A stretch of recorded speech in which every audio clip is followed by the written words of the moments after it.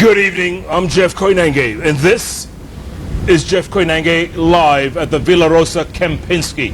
And you know, if it's Wednesday, it's all about politics 101. By the way, Mutahi Ngunyi will be on tomorrow night.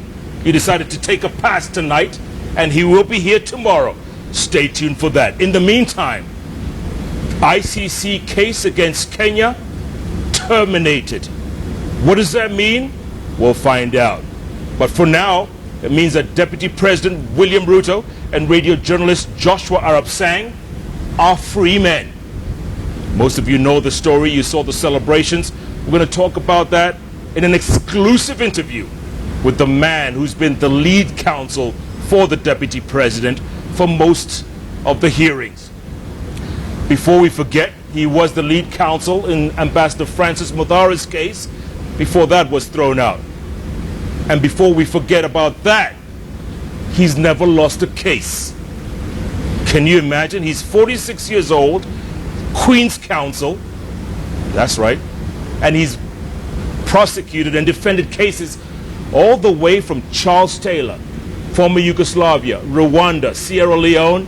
He's been in the middle of all that. And then he took on this case. So what are the implications going forward? Could Bensouda come back and retry this? We're going to talk to the lead counsel for Deputy President William Ruto, Karim Khan. He has no Twitter handle. All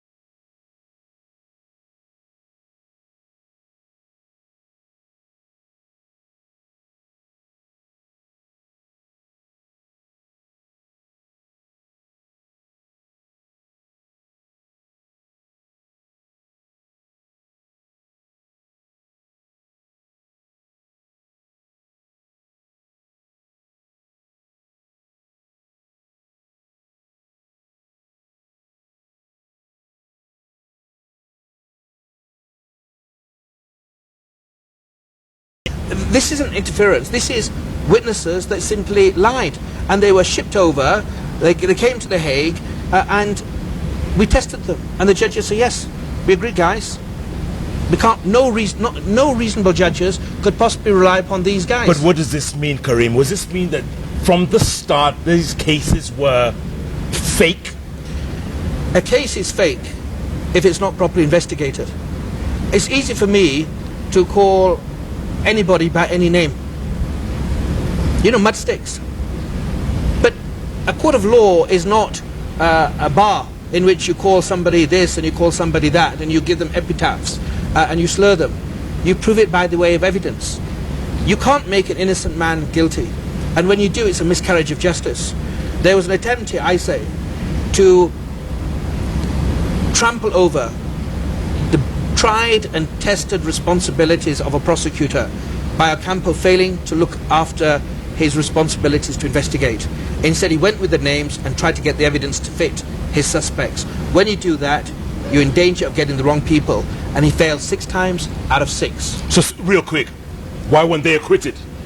Well, that's another story. I think that's really bizarre. Yeah. I think that's bizarre. I mean, the evidence simply is not there. But what the judges have said is, because of the noise, because of the Kenya effectively going to Security Council, which they're entitled to do in international law, and because of other interference, not by Ruto or Sang, not by His Excellency or Mr. Sang, but by others, the trial should be declared a mistrial. But what's important, 8 months ago, when the Rule 68 statements were put in, and the prosecution made these allegations of interference, no mention of a mistrial. When the appeals chamber in February said those statements should not be admissible, no suggestion of a mistrial. When Mr. Katwa Keegan for Joshua Sang wrote to the chamber and said we can make further submissions if necessary, nothing. The prosecution never asked for a mistrial, Jeff. The first we've ever heard of this mistrial is in the decision. We've never had the chance to say this is absolutely nonsense. There must be an absolute acquittal. You cannot, in fairness, cooperate with the process for 6 years, challenge witnesses, 30 witnesses, deal with them, and yet not be in double jeopardy. Yeah. So I think that's really a massive legal error by the judges. Karim, I want to take a break, come back and talk about what about Rule 69? Could Bensouda come back with Rule 69? 68 you're talking about. 68, but then there was 69 that the route she didn't go through. Yes, I'll discuss that. Yeah. But the appeals chamber have said 69 can't be used. Cannot? No. That's clear in the appeals chamber decision. Yeah. How's your client? He's well. He's always calm. He's always focused on the job of the responsibilities he's got, and he's actually always very solid and focused. You were with him when the decision came through? Yes, I was. Yeah. Was he jumping up and down? I don't think all right, His Excellency does that. No Twitter handle? No Twitter handle. Karim, man, why don't we just say @GreenEyes? How's that? I can't compete, Jeff. Let's use @Koinange Jeff, the hashtag Ruto Sang Free. Was speaking exclusively to Queen's Counsel. That's right, Karim Khan, who was the lead counsel for Deputy President William Ruto. Before that, lead counsel for Ambassador Francis Mathara. Before that, lead counsel for a whole bunch of cases. He hasn't lost one. Look at that. Somebody need a lawyer? I need a lawyer, by the way. I still have a case in court. Yeah, I read about it. Oh. 2 million, is it? Yes. Yes. I'm still waiting for a refund. Jeff Koinange live at the Villa Rosa Kempinski takes a quick break. We'll be back. Plenty more ahead. Back in a moment.